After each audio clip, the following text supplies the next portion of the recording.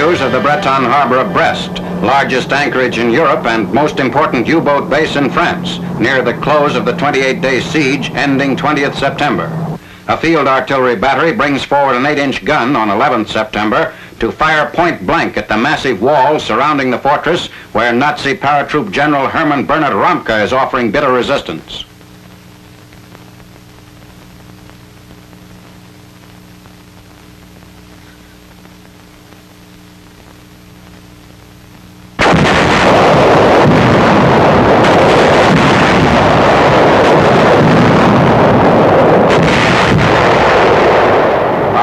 Eisenhower's order that bombing and shelling of the besieged city be continued until surrender, P-47s of the 9th Air Force dive-bombed Nazi installations and remnants of an estimated original garrison of 20,000. The Germans resisted fanatically. General Ramke had told them, every soldier marching against us is one threat less against the homeland.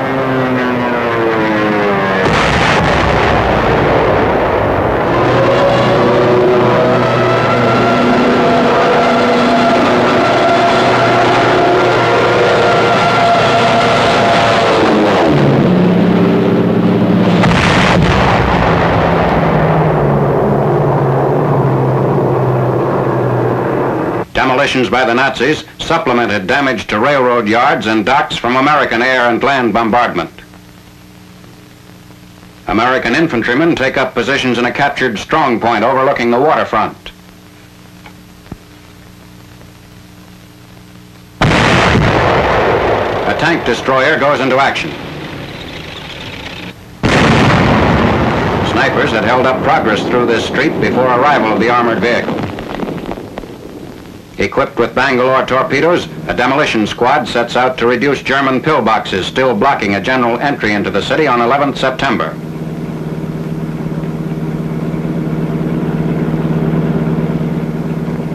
The Nazis demolish docks and submarine pens as the siege nears its end.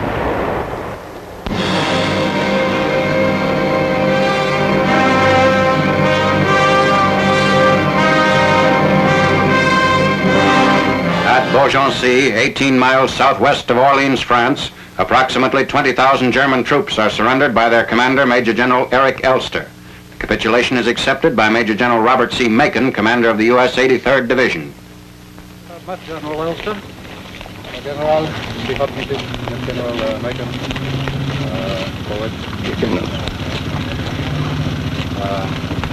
General Elster, sir, is prepared to turn over the surrender of his command. Herr General, nachdem die obere Führung durch die Kriegslage gezwungen meiner Marschgruppe die kampffähigen Verbände. Before surrendering, General Elster proposed 4 conditions. 3 were accepted.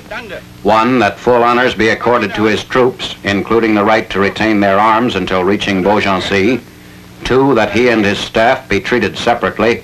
3, that all negotiations be carried out with Americans. The 4th proposal, which was rejected, was that a token battle take place before the surrender. Der dritten amerikanischen Armee gemäß den vereinbarten Bedingungen. General Elster hands over his pistol as a token of surrender.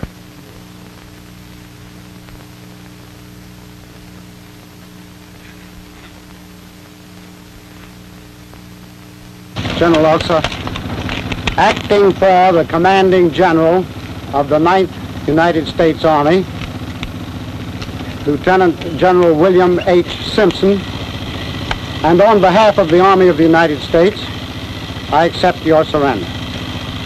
You, your officers, and men will be given treatment in accordance with the principles of the Geneva Convention.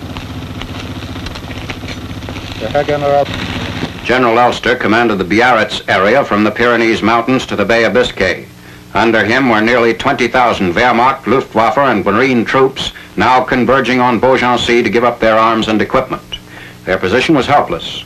They were isolated hundreds of miles behind the Allied lines, menaced by French forces of the interior and the 9th Air Force. They marched from the area above Chateauneuf, south of the town of Romorantin. It was near Romorantin that a young officer, Lieutenant Samuel W. McGill, first received word of Elster's desire to surrender. 500 trucks and 400 commandeered civilian cars are in the caravan.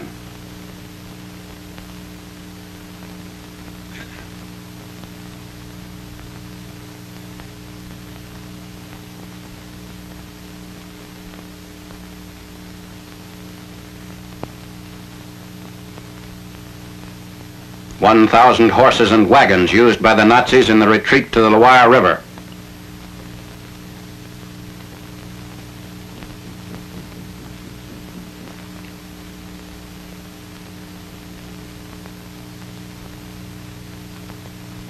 During the Blitzkrieg, it was not unusual to see 20,000 men surrender at once, but it's something new to the Germans that they should be the ones to surrender in such numbers.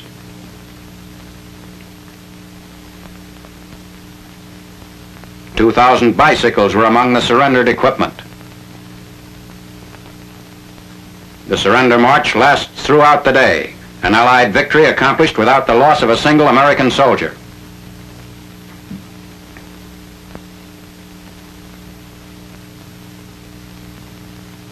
Arriving at Beaugency, the horses and vehicles are placed in enclosures.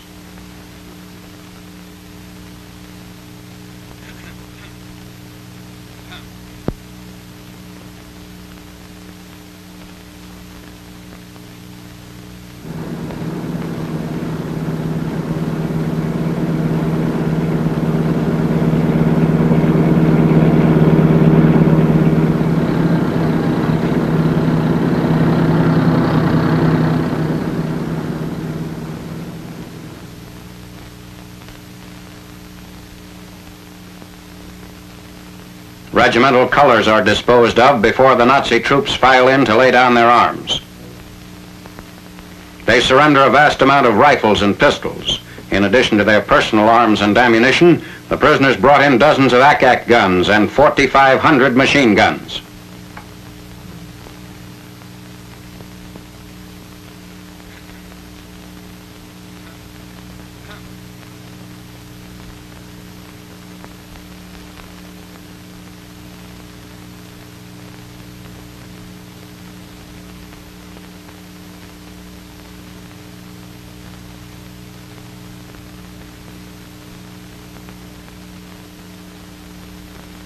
Entering the prisoner of war compound. The exact count is 19,360 men, the largest single group of Nazis to surrender in southwestern France.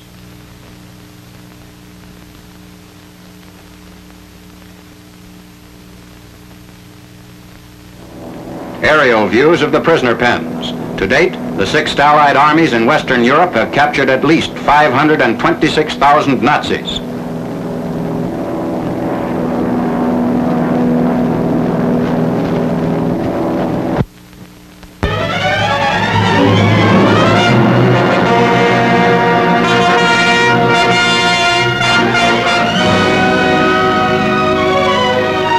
New flying bomb launching sites along the rocket coast near the Pas-de-Calais and Flanders.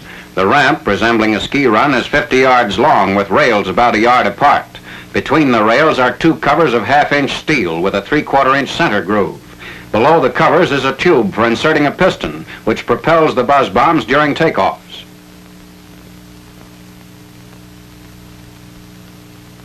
This sketch, based on a photograph taken by Allied flyers, indicates the aerial torpedoes are brought from 3 loading and assembly lines marked A to the launching ramp marked B.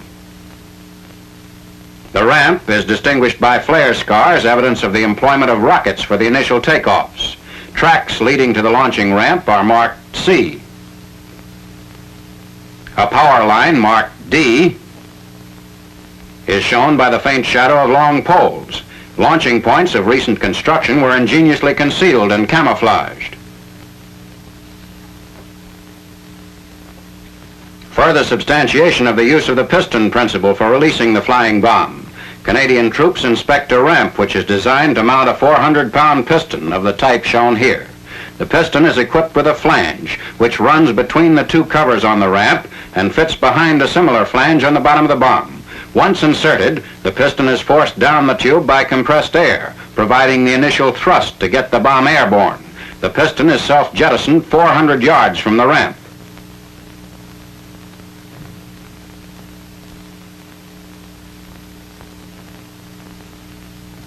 These apparently are remote controls for the launching. The set was operated by the Nazis at a spot where they believed they'd be least vulnerable to the many hazards of the takeoffs.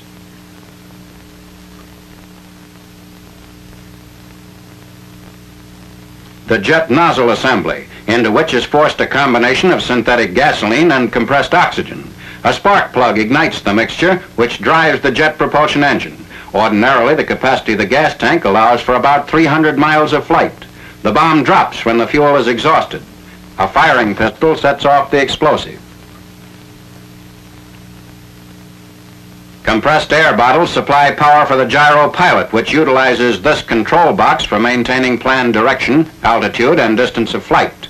Servo motors linked with this mechanism move the rudders and elevators. An unexploded warhead contains the explosive for the flying bomb. The component parts are mounted as shown in the diagram. The flying bomb is approximately 25 feet long with a 16-foot wing spread. The flame jet issuing from the rear propels the robot in a series of explosive jerks, attaining speeds of up to 400 miles per hour.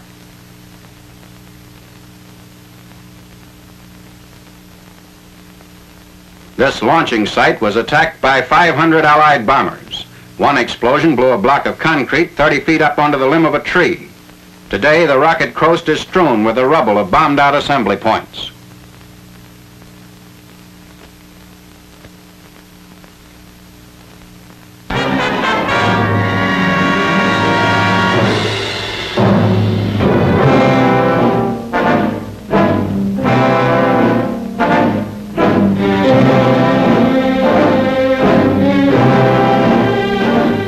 Patton's troops forge bridgeheads over the Moselle south of Metz. For the first time, the Third Army makes tactical use of mechanical smoke generators to screen its operations.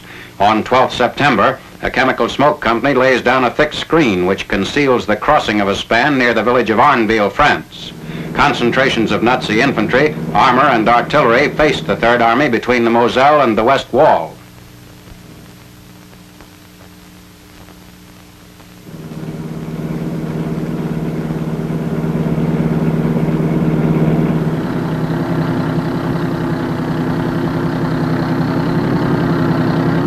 Almost at the same time, there's a junction of the 3rd and 7th Army troops northwest of Dijon. 28 days after the landings in southern France, contact is established between forward elements of General Patch's army and the right flank of General Patton's forces.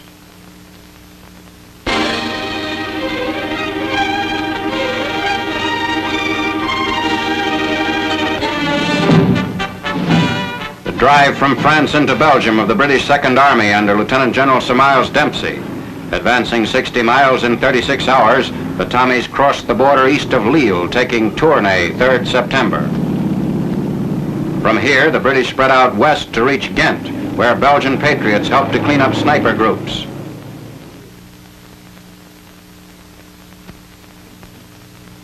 Collaborators leave the courthouse for internment. Ghent is the heart of the Belgian floral industry and one of the great railway and canal centers of Europe. A British armored division follows its commander into the liberated city.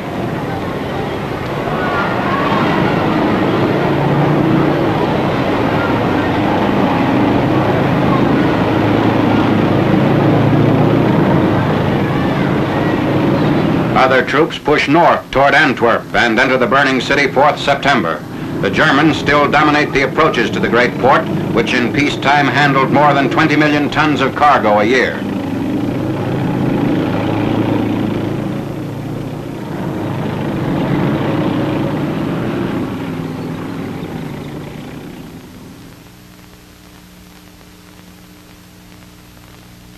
Street fighting continues along the streets of Antwerp.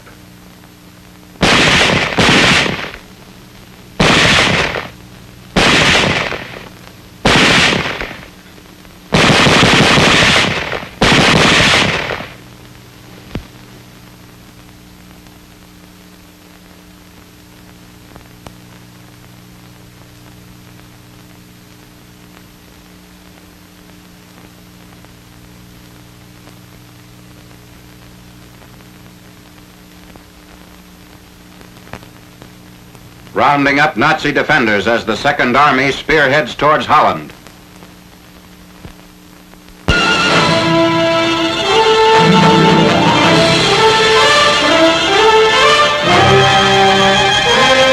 Sweeping all the way across Luxembourg, the First Army breaches enemy defenses before the Reich. In the German town of Wollendorf, a captured pillbox displays a sign that says Hitler has personally inspected this fortification. Wollendorf is still afire from Allied shellings. Crossings of the German frontier from Luxembourg were made on 11th September. D plus 97. The campaign to turn the vaunted Siegfried Line brings the war to German soil for the first time since the autumn of 1939. The second surge into Germany in less than 24 hours is made from southeastern Belgium. Troops push past Monteur en route to the border.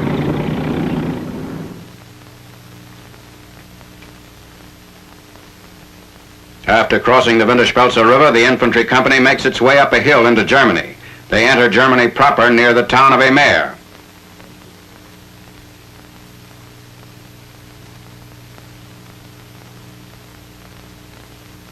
Entry into Germany at a point above Eupen on 12th September. At 14:55 hours, the border town of Rütgen is occupied. The white flag is prominently displayed within Rütgen.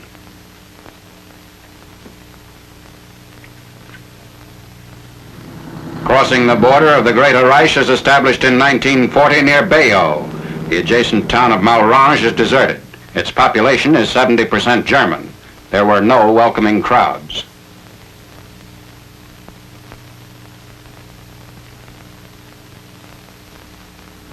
The fast Allied drive across Belgium was aided to a great extent by the Belgian White Army.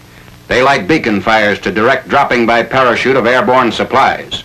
Airfields cannot be spared and speed is essential. These resistant troops must be armed to assist in mopping up rearguard Nazis and to patrol vital lines of communications.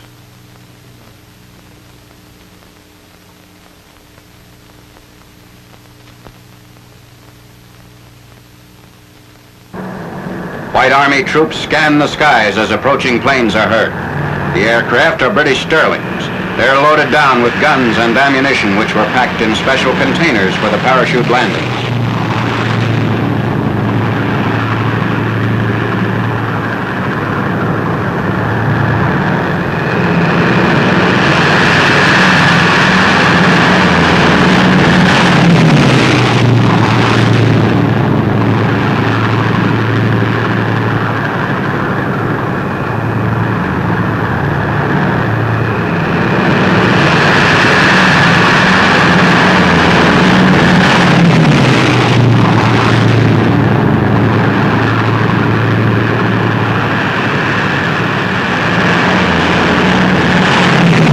During the German occupation, the arms were brought into the fields at night.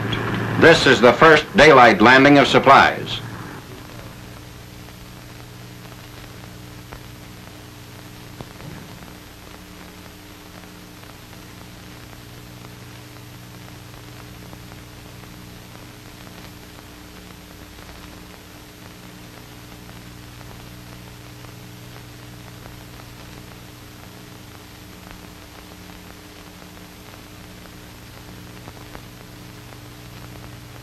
The parachutes are carefully rolled and will be returned to England.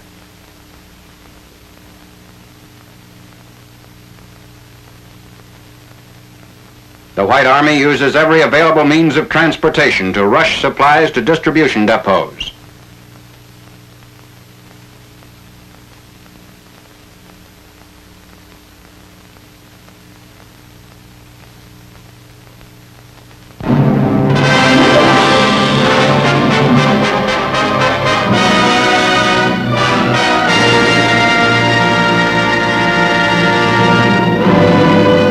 Preparations in England for the airborne operations of 17th September. The 1st Allied Airborne Army, under Lieutenant General Louis H. Brereton, is ready to take off from scores of fields to invade the Rhine Delta of the Netherlands. The forces participating in the largest assault of its kind are the U.S. 82nd and 101st Airborne Divisions, veterans of the D-Day landings in Normandy, also the British 1st Airborne Division. The paratroopers are loaded into hundreds of C-47 transports. They were preceded by a vast fleet of bombers and fighters which softened up the Dutch invasion area.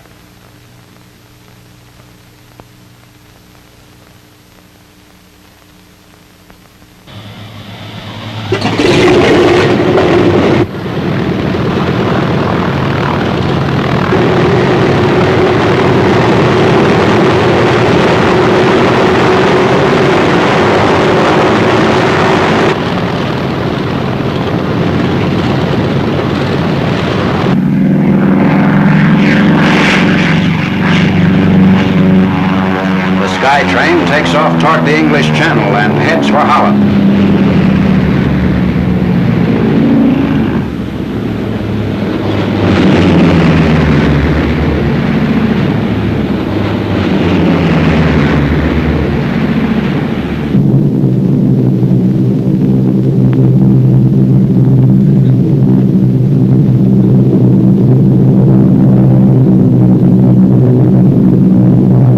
Landings are scheduled to be made north of Eindhoven, southeast of Nijmegen, and west of Arnhem.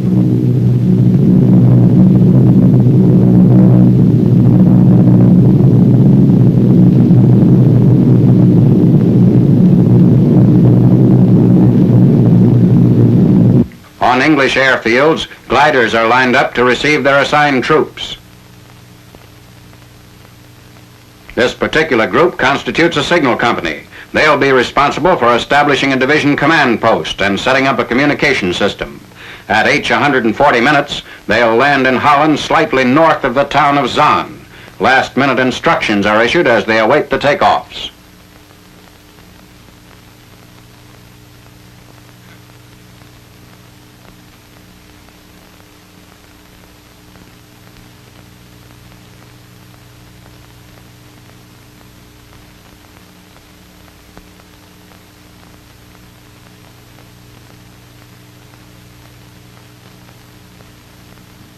The gliders, towed by C-47s, carry field tanks, hospital equipment, and numerous items necessary for a self-contained army.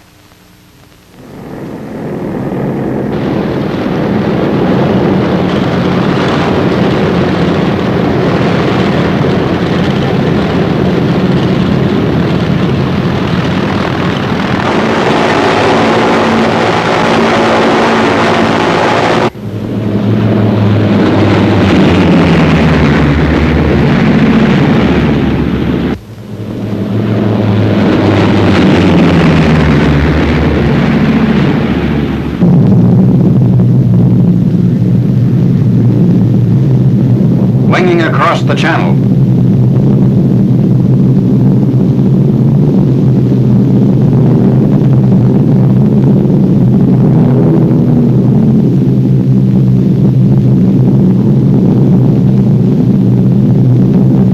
The vast inundated plains of Holland, where Nazis opened the dikes to provide barriers against land invasion. The airborne attack is aimed at the rivers of the Netherlands that form a natural protective front for the weakest part of Fortress Germany.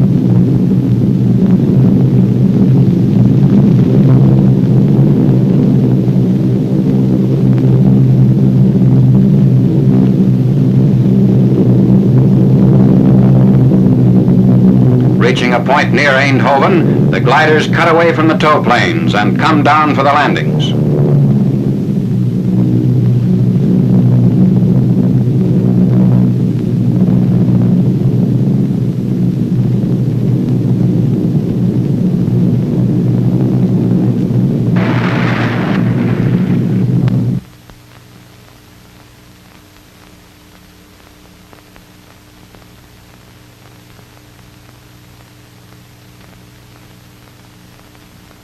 The airborne troops quickly consolidate their initial objectives.